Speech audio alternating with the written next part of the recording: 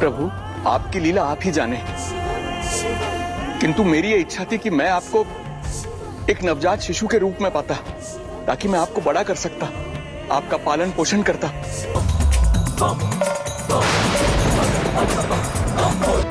ये देवराज का कैसा रूप है?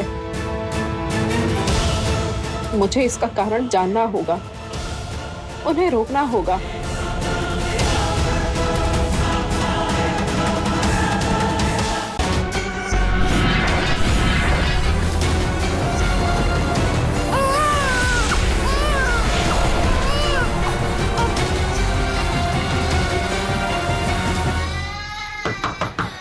श्रीमान, श्रीमान, मैं आपके बालक को देखना चाहता हूं। श्रीमान, द्वार खोलिए, द्वार खोलिए। श्रीमान, कृपा करके मुझे घर के भीतर आने दीजिए, मैं रोगी को देखना चाहता हूं। आप फिर यहाँ आ गए? चले जाइए। श्रीमान, श्रीमान, मेरी बात सुनिए, मैं किसी भी बालक को कुछ होने नहीं दूंगा। कृपा करके मुझे उपचार का केवल एक अवसर दीजिए।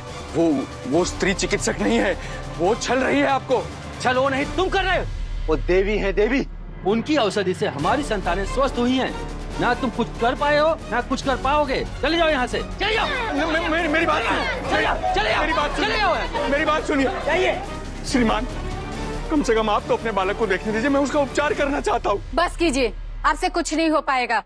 देवी ने हमारे दुख को समझा और उसे मिटाया भी। जिनकी वजह से हमारे संतानों की सुधि लौटी, तुम चाहते हो कि हम उस देवी को बिसरा दें? कैसी बात कर रहे हैं आप? उस स्त्री को किसी भी औषधि का ज्ञान है? अरे औषधि तो छोड़िए, रोग तक का भान नहीं है उसे। फिर आप उस पर कैसे विश्वास कर बैठे? मैं आपके बालकों की पीड़ा को समझ सकता हूँ भली भांति। मूर्ख वैद्य, यदि तुम्हारी अपनी संतान होती तब तुम्हें हमारी इस पीड़ा का भान होता, इस अनभिज्ञता का ज्ञान होता तुम्हें। चले जाओ, निकल जाओ यहाँ से।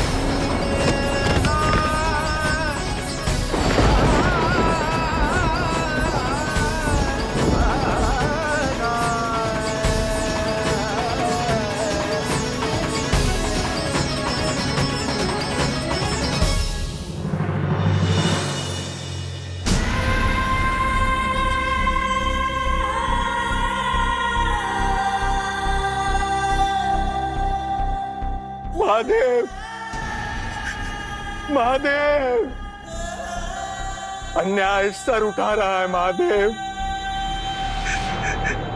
इस ज्वर के प्रकोप से संसार को बचाने के लिए आपको आना होगा महादेव, आपको आना होगा महादेव, आपको आना होगा महादेव, आपको आना होगा महादेव।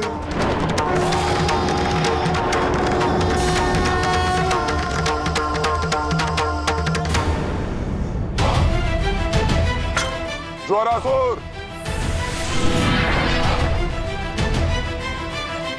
महादेव तुम्हें पकड़ने आ रहे हैं। जाओ, जहां मैंने कहा था वहां छुप जाओ।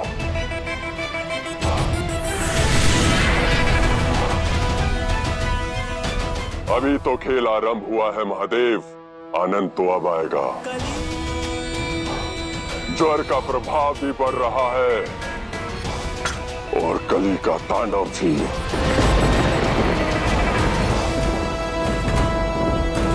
महादेव, महादेव, आपको आना होगा महादेव। अपने भक्त की पुकार सुनिए महादेव। इस समस्या का समाधान बनकर आपको धरती पर आना होगा महादेव। ऐसे कैसे गांव वालों ने कह दिया कि मेरा पुत्र नहीं है तो मैं उनकी पीड़ा को नहीं समझ सकता। आप ही बताइए महादेव, मैं क्या करूं? अपने भक्त की पुकार सुनकर आपको आना होगा महादेव। दर्शन दीजिए महादेव, दर्शन दीजिए महादेव, दर्शन दीजिए महादेव। हाँ महादेव, आइए, किंतु जब तक आप एक संकट का समाधान खोजेंगे तब तक मैं दूसरा संकट सच कर दूंगा।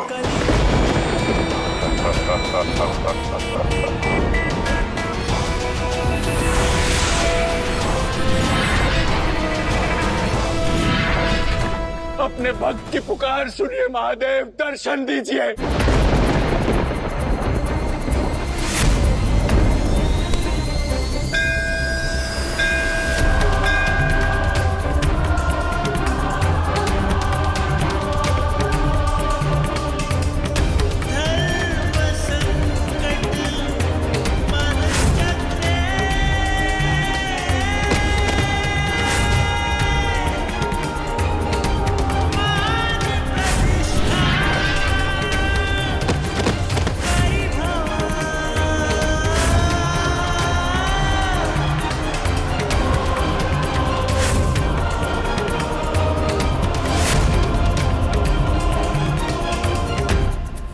कैसी अनुभूति थी ये,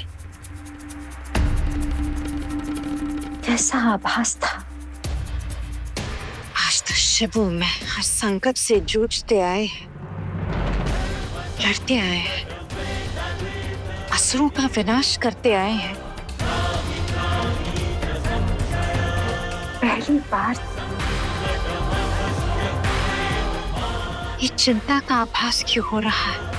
ध्यान में डूबने के स्थान पर ये दुर्बलता और चिंता का आभास क्यों हो रहा है?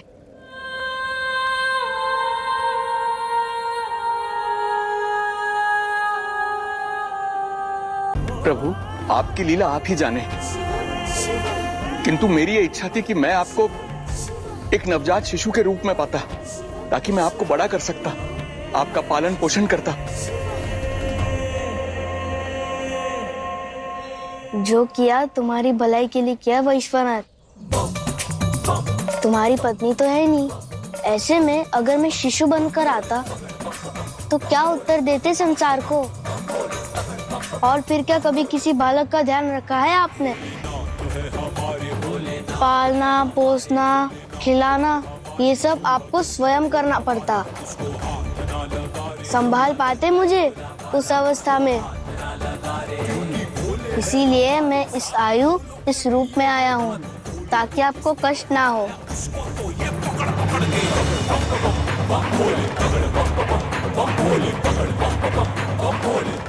मेरा पुत्र,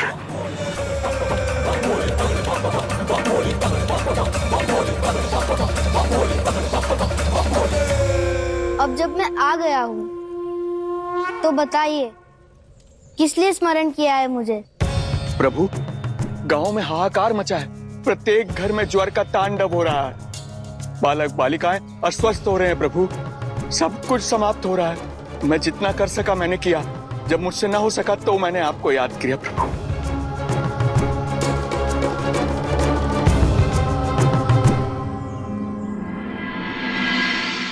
ये देवी का मंदिर क्यों बंद है? प्रभु, गांव के लोगों को लगता है कि माता के कारण ज्वर उपजा है। मैंने उन्हें समझाने का बहुत प्रयास किया, किंतु उन्होंने मेरी एक न सुनी और मंदिर का द्वार बंद कर दिया।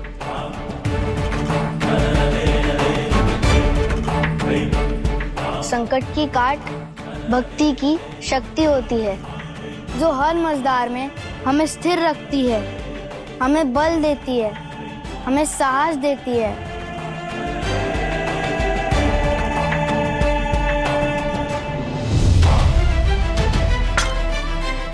भक्तों की भक्ति को मिटाकर आप कली के बल को और बढ़ा रही हैं असुर माता। जब भक्ति का अंत होता है तब स्थिरता अस्थिरता में बदल जाती है। अब इस संसार को इस मझधार से कोई नहीं बचा पाएगा। न शिव ज्वरासुर को ढूंढ पाएंगे और न ही शक्ति की भक्ति को पुनः स्थापित कर पाएंगे।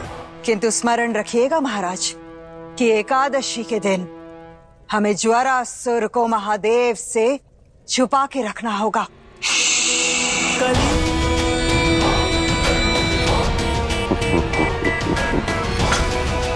कुछ बातें मन में ही रखिए असुर माता, बोलेंगी तो रहस्य खुल जाएगा।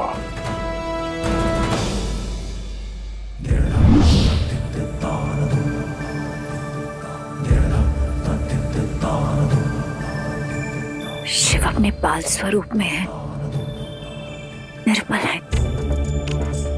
ऐसे में कली के प्रकोप से उनकी रक्षा कौन करेगा? इस ज्वर से उन्हें कौन बचाएगा?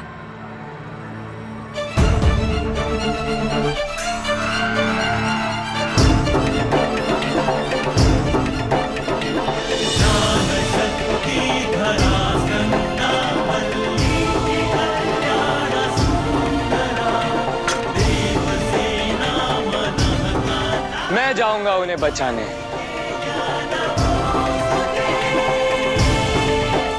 रुकिए भैया, हम दोनों मिलकर करेंगे पिताश्री की सहायता। नहीं गणेश, कैलाश को शुभता की आवश्यकता है। तुम यहीं रुको, मैं जाता हूँ। नहीं,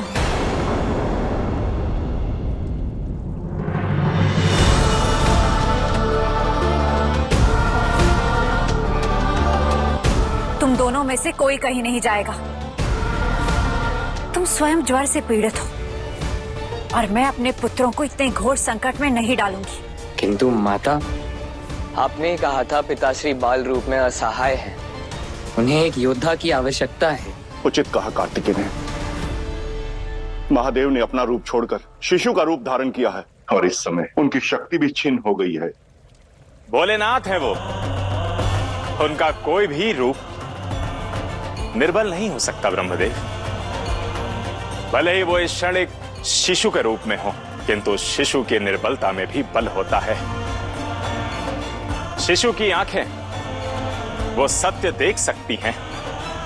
उनमें वो सत्यता होती है जो कई बार हमारे दिव्य दृष्टि से भी ओझल हो जाती है।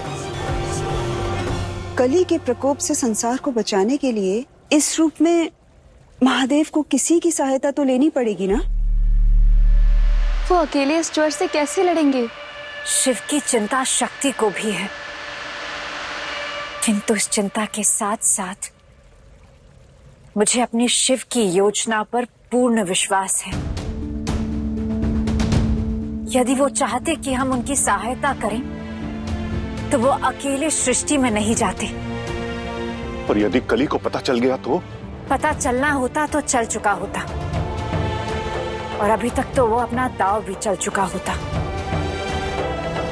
तो अब हमें क्या करना चाहिए माता? माता, प्रतीक्षा, शिव के संकेत की प्रतीक्षा।